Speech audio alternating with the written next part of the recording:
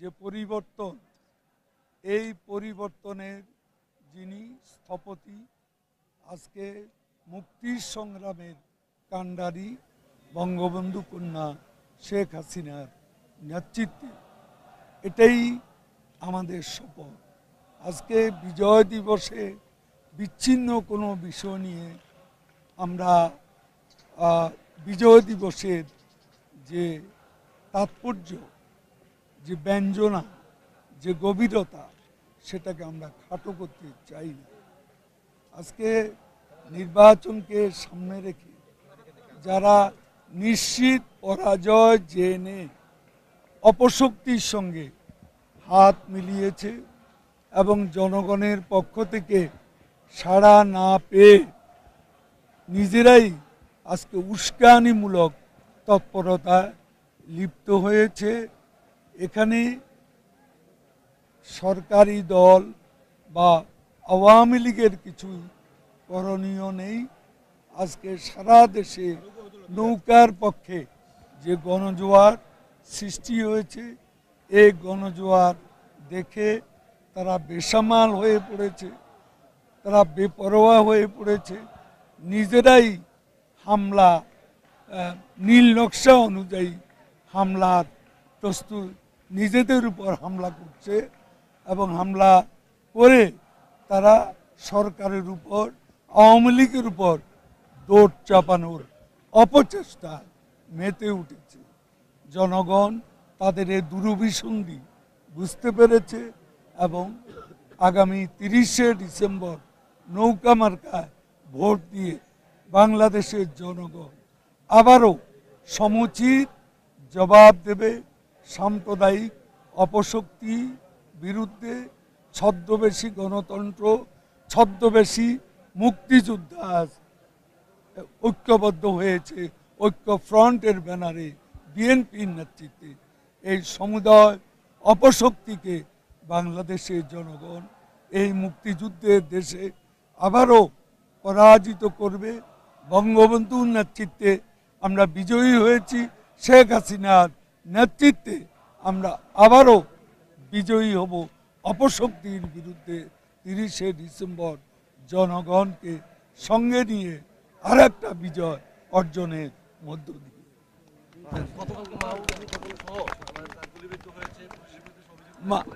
দেখুন, আমি আজ বিজয় দিবসে এই বিষয়টা নিয়ে যদি আপনি ভেতরের খবরটা যদি জানতে চান এবং ভেতরের বিষয়টা যদি জেনে নেন, তাহলে আপনি বুঝতে পারবেন কিভাবে হামলার ছক বিএনপি তৈরি করেছে। এই হামলার ছক কিন্তু তারাই তৈরি করেছে। আওয়ামী লীগের নির্বাচনী কার্যালয় ভাঙচুর করেছে, দোকানপাট ভাঙচুর করেছে। তারপরে সে পরিস্থিতি সামাল দিতে গিয়ে যে পুলিশ হয়তো পুলিশকে হস্তক্ষেপ করতে হয়েছে, সেই অবস্থা মাহবুবউদ্দিন খোকন আক্রান্ত, তার উপর যে এটাকে অনেকটা কি ধরনের রাবার বুলেট বা সররা গুলি এরকম এসে লেগেছে।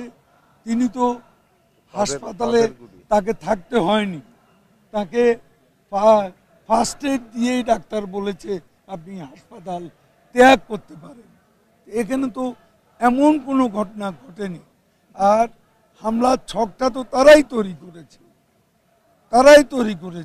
তারাই উস্কানি দিয়েছে পুলিশকে তাদের পরিস্থিতিকে সামাল দিতে, হস্তক্ষেপ করতে। এটা তো পুলিশকে বাধ্য করা হয়েছে। এসব হামলা তো নিহত হয়েছি আমরা। এ পর্যন্ত দুজনের প্রাণহানি ঘটেছে, একজন নোয়াখালীতে, একজন হচ্ছে ফরিদপুরে। দুইজনই আওয়ামী লীগের কর্মী, বিএনপির কোনো কর্মীকে প্রাণ দিতে হয়নি। তাহলে হামলার উস্কানি দাতা কারা? যত চক্রান্তই করুক, 30 ডিসেম্বর নির্বাচন হবে, ইনশাল্লাহ হবে। কোনো অপশক্তি এই নির্বাচন বানচাল করতে পারবে না। খরিফ 47 পেরিয়ে 48 বছরে পা রেখেছে আমাদের প্রিয় বাংলাদেশ। 1971 সালের মহান মুক্তিযুদ্ধে 30 লাখ শহীদের আত্মোৎসর্গের পর আমরা যে মহান স্বাধীনতা পেয়েছি, সেই স্বাধীনতার সোপান পেরিয়ে বাংলাদেশ 48 বছরে পা রেখেছে। দীর্ঘ এই পথ চলায় অনেক সংঘাত এসেছে, অনেক সংগ্রাম করতে হয়েছে, তারপরেও আমরা দৃপ্ত শপথে সামনে এগিয়ে যাচ্ছি। পারমিতা, দীর্ঘদিন ধরে এই যে এই পথ চলায় আমরা দেখছি বাংলাদেশ কিভাবে সামনের দিকে এগিয়ে যাচ্ছে। অনেক ঘাত প্রতিঘাত এসেছে, আমরা দেখেছি আমাদের মুক্তিযুদ্ধের যে শক্তি সেই সরকারকে উৎখাত করা হয়েছিল। 1975 সালে আমাদের জাতির জনক বঙ্গবন্ধু শেখ মুজিবুর রহমানকে সপরিবারে হত্যা করা হয়েছিল। তখন একটা বড় হোঁচট খেয়েছিল বাংলাদেশ, তারপরে কিন্তু আবার ধীরে ধীরে ঘুরে দাঁড়িয়েছে এবং এভাবেই কিন্তু এই অগ্রযাত্রা চলছে। আপনার কাছে কি মনে হয় আজকে যে উপস্থিতি আমরা দেখতে পাচ্ছি, সেই উপস্থিতি আসলে কি বলছে? আজকের কথা বলতে গেলে আজকের আবহাওয়ার কথা বলতেই হবে ফয়সাল। যখন আমরা এসেছি আমরা দেখছিলাম গত কয়েকদিন ধরে কিন্তু এমন ঠান্ডা ছিল না। আজকে হঠাৎ করে শীতকাল আমরা টের পাচ্ছি এবং এখানে বেশ কুয়াশা, স্মৃতিসৌধ ওই সাভার এলাকায় বেশ কুয়াশা এবং সেই সঙ্গে ঠান্ডাও। কিন্তু তার মধ্যে আমরা দেখছি যে নানান বয়সী, বিশেষ করে শিশু কিশোরদের যে উপস্থিতি, তাদের শিক্ষা প্রতিষ্ঠানের পক্ষ থেকে কিংবা খেলাঘর থেকে যারা এসেছে, সেই সঙ্গে একটি কথা বলতেই হবে, যেহেতু সামনে নির্বাচনী হাওয়া কিন্তু এই স্মৃতিসৌধে, জাতীয় স্মৃতিসৌধেও লেগেছে। এই মুহূর্তে দর্শক জাতীয় স্মৃতিসৌধের বেদিতে ফুল দিয়ে শ্রদ্ধা জানাচ্ছেন বিএনপির মহাসচিব মির্জা ফখরুল ইসলাম আলমগীর। তিনি শহীদদের প্রতি তার শ্রদ্ধা জানাচ্ছেন। আর আজ ভোরে 6:37 প্রধানমন্ত্রী শেখ হাসিনা ও রাষ্ট্রপতি আব্দুল হামিদ তাদের শ্রদ্ধা জানিয়েছেন। এরপর থেকেই আসলে যে প্রবেশদ্বারগুলো আছে জাতীয় স্মৃতিসৌধের, সেগুলো জনসাধারণের জন্য উন্মুক্ত করে দেওয়া হয়েছে। তারপর থেকেই আমরা দেখতে পাচ্ছি বিভিন্ন সংগঠন প্রতি বছরের মতোই তাদের শ্রদ্ধা জানাতে এখানে আসছেন। বিশেষ করে এবার যেটি আমি বলছিলাম যে রাজনৈতিক দলগুলোর একটা ব্যাপক তৎপরতা এখানে লক্ষ্য করা যাচ্ছে। আমরা প্রতি বছর দেখে থাকি যে কিছুটা বেলা গড়ালে রাজনৈতিক সংগঠনগুলোর আনাগোনা বেশি দেখা যায়, তাদের ব্যানার বেশি দেখা যায় বা রাজনৈতিক স্লোগানগুলো বেশি শোনা যায়। কিন্তু এবার আমার মনে হয়েছে একদম প্রথম প্রহর থেকেই রাজনৈতিক দলগুলোর একটা বেশ তৎপরতা এখানে রয়েছে। আপনি নিশ্চয়ই দেখতে পাচ্ছেন নানান রকম ব্যানার নিয়ে এসেছেন তারা, সেই সঙ্গে নানান ধরনের সংগঠন, সেগুলো তো রয়েছেই। রাজনৈতিক সংগঠন যেমনটি রয়েছে ঠিক তেমনই কিন্তু বিভিন্ন সামাজিক এবং সাংস্কৃতিক সংগঠনকে আমরা দেখছি সকাল থেকে তারা সারিবদ্ধভাবে এখানে আসছেন এবং আমাদের জাতীয় স্মৃতিসৌধে তারা ফুল দিয়ে শ্রদ্ধা জানাচ্ছেন। এখানে শিশু থেকে শুরু করে আমরা নানা বয়সী মানুষের উপস্থিতি দেখেছি। সেই সাথে আমি একটু আগে দেখেছি যুদ্ধাহত যে মুক্তিযোদ্ধারা রয়েছেন তারা এসেছেন, তাদের একটা দল কিন্তু তারা এসেছেন এবং তাদের অনেকের সাথে কথা বলেছে। তারা বলেছেন যে স্বপ্ন নিয়ে তারা আসলে মুক্তিযুদ্ধে অংশ নিয়েছেন, তারা এখন যুদ্ধাহত, তাদের অনেক সংগ্রামের মধ্য দিয়ে তাদের জীবন কিন্তু অতিবাহিত করছেন এবং এই সংগ্রামের মধ্য দিয়ে তার একটা চাওয়ার কথা তারা বলছেন তাদের যে স্বপ্ন ছিল একটি অসাম্প্রদায়িক সুখী সমৃদ্ধ বাংলাদেশ বিনির্মাণ হবে, যেই স্বপ্ন নিয়ে আসলে পূর্ব পাকিস্তান আলাদা হয়েছিল পশ্চিম পাকিস্তান থেকে এবং যে আত্মদান করেছি আমরা, 2 লাখ মা বোন সম্ভ্রম হারিয়েছেন তাদের, এছাড়া 30 লাখ মানুষ তাদের জীবন দিয়েছে।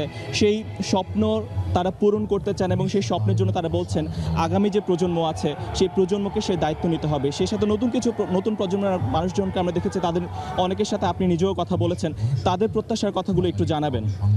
আসলে স্বাধীনতার 48 বছর পরে বাংলাদেশ রাষ্ট্রের ন্যায্যতা বা বাংলাদেশ রাষ্ট্র হওয়ার প্রয়োজন ছিল কিনা, এই প্রশ্নে কিন্তু আর কোনো ধরনের, আমার কাছে মনে হয় আর কোনো ধরনের সন্দেহ নেই। বাংলাদেশ রাষ্ট্র হিসেবে এমনভাবেই দাঁড়িয়েছে যে তার ন্যায্যতা সে নিজেই প্রমাণ করেছে এত বছরে। বিশেষ করে স্বাধীনতার পরপর যে ধরনের কথা আমরা আমাদের রাষ্ট্র সম্পর্কে শুনতাম, তলাবিহীন ঝুড়ি কিংবা নানান ধরনের রূপক, নিশ্চয়ই আপনি জানেনই। কিন্তু আজ প্রায় 50 বছর আমাদের যখন পূর্তি হবে, অর্থাৎ অর্ধ শতকের মাঝামাঝি কিছুটা আমরা কম জায়গায় এখন আছি।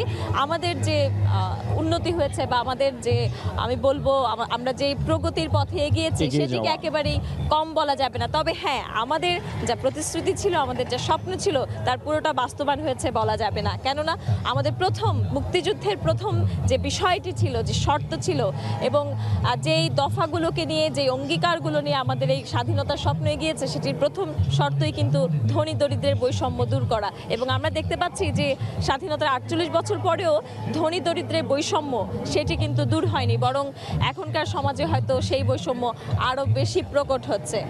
ধনীদরের বৈষম্য যেমনটি বলেছিলেন সেটা ছাড়াও বাংলাদেশের সাম্প্রদায়িক অপশক্তির একটা থাবা আমরা দেখতে পাচ্ছি।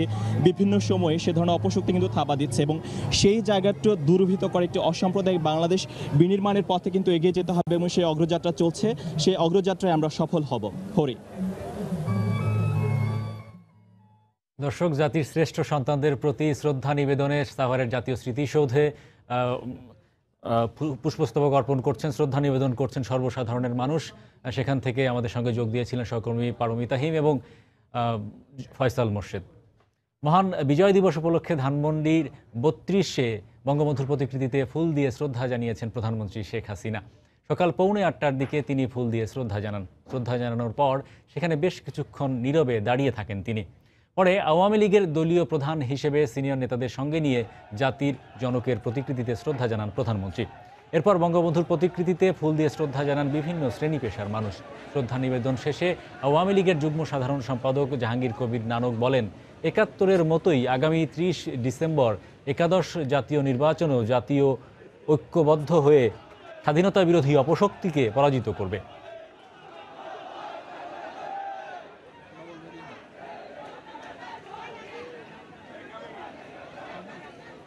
বাঙালি জাতির বিরুদ্ধে যে অপশক্তি ষড়যন্ত্রকারীরা আজও স্বাধীনতার বিরুদ্ধে ষড়যন্ত্র করছে, তাদের বিরুদ্ধে ঐক্যবদ্ধভাবে আগামী ৩০শে ডিসেম্বর এই বিজয়ের মাসে চূড়ান্ত রায়ের মধ্য দিয়ে শেখ হাসিনার নেতৃত্বে এই বাঙালি জাতি নূতন পথের নূতন যাত্রা শুরু করবে, এই প্রত্যয়বাদ ব্যক্ত করছে এবারের বিজয় দিবসে।